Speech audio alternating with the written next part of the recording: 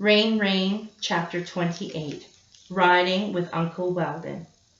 On the Saturday after school starts again, Uncle Weldon parks his truck on the road in front of our house early in the morning, walks across the plank bridge, and knocks on our door. "Uncle Weldon's here," I say to my father. "Can I go?"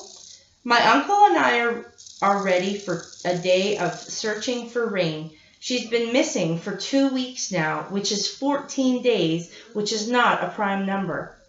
"Let him in," says my father. "I need to talk to him." I open the door and my uncle and I smile at each other. "Ready?" Uncle Weldon asks me. "Ready." "Just a sec." My father is standing at the sink, drinking orange juice out of the carton. "She needs to be home by 5, he says, pointing his thumb at me. "And no spoiling her with treats and ice cream." "I packed bologna sandwiches," my uncle replies. "They're out in the truck. That's what we're going to eat while Rose spends the day searching for her lost dog." My father narrows his eyes at his brother. "Is that sarcasm?" "I'm just stating the facts." "All right," my father pauses. "Well, sorry I can't come with you, but I'm going to start working on the permanent bridge today." I call goodbye to him, and Uncle Weldon and I hurry to the truck. "Do you have everything?" he asks me as I climb into my seat.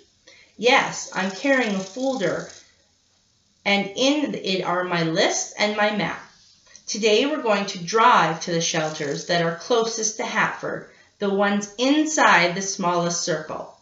I've already called all the shelters and been told that no small blonde dog with 7 white toes has been brought in, but I want to see this for myself. Besides, a new dog could come in at any time. Uncle Weldon studies my list. He thinks for a moment, puts the truck in gear, and says, "Let's go to Rescue Me First, then Furry Friends." "Furry Friends is where somebody called me ma'am," I tell him. Uncle Weldon laughs. Then he starts driving. We spend the entire day in the truck or in shelters. Each time we arrive at a shelter, we go inside and I step up to the reception and say, "Hello, my name is Rose Howard. This is my Uncle Weldon Howard. We're searching for my dog. She got lost in the storm. I called you before, but I want to stop by and look at the dogs." I have memorized this speech. Uncle Weldon helped me write it last night. It's a lot to say to a stranger, but it's worth it if it helps me find Rain. Some of the people at the shelters remember talking to me, but some do not, including MPWWTTAK. I can tell it's the same mean person because I recognize his voice. This time, he's nicer though. Maybe because Uncle Weldon is standing next to me. After I give my speech, someone at each shelter takes my uncle and me to check the cages of lost or homeless dogs. We look in every cage hoping to see Rain. We go to 4 shelters that morning, then we stop to eat the bologna sandwiches in his truck. And then we go to 6 more shelters. We do not see Rain. 10 shelters. No homonym KNOW, Rain. Homonyms REIGN and REIN. "Time to go home, Rose," says Uncle Weldon as we're leaving the 10th shelter. "I promised your father you'd be back by 5.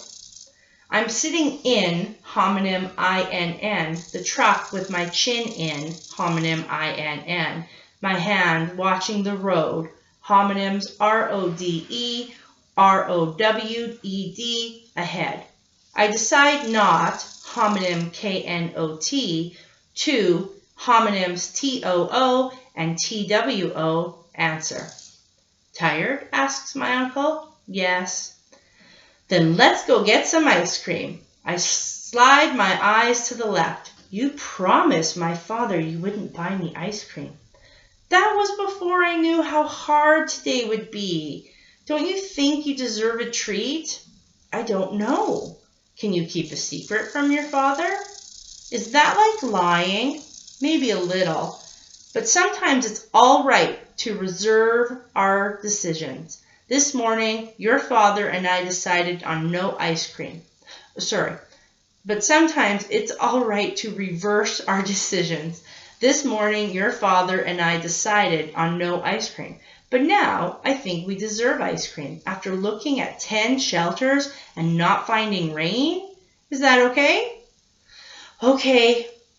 Suddenly, I jerked myself upright. Uncle Weldon, the lady who's driving that car is talking on her cell phone. That's against the law. Think about ice cream, Rose. Decide what flavor you want. I close my eyes. Strawberry, I say. I don't open my eyes until we reach the Dairy Queen. Chapter 29. What not to do when you think of a new homonym. On Monday, the weather is gray and wet. I think that if rain is still lost outside, she must be cold. Maybe she's shivering. Mrs. Kushel hands out review sheets for math, one arithmetic problem after another. Addition, subtraction, multiplication, and division.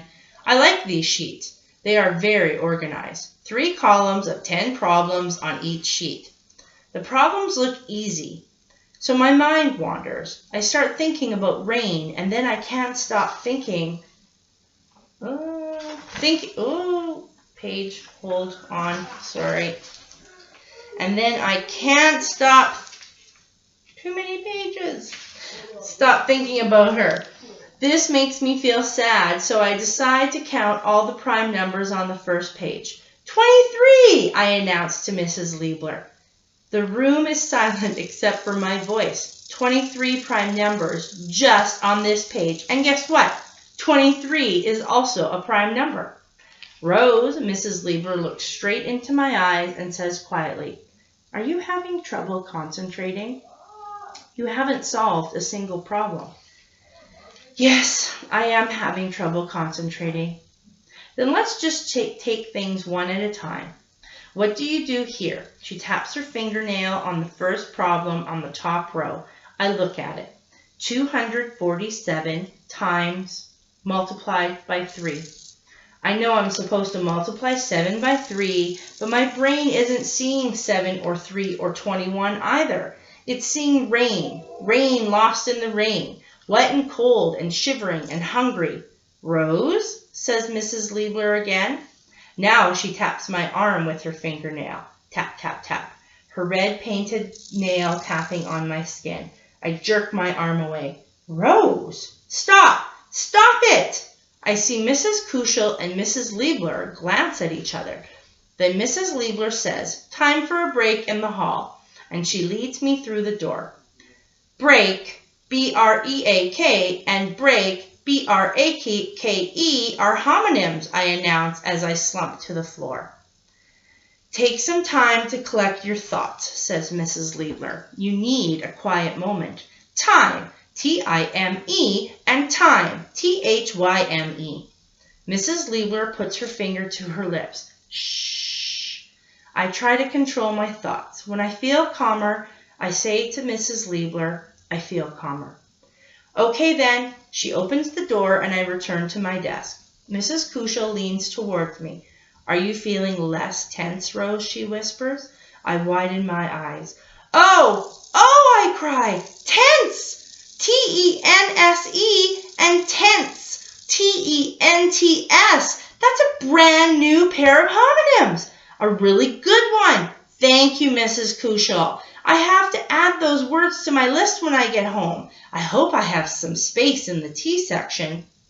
I don't want to forget the homonyms, so I tear a sheet of paper from my notebook and carefully write T-E-N-S-E and T-E-N-T-S. I hear snickering.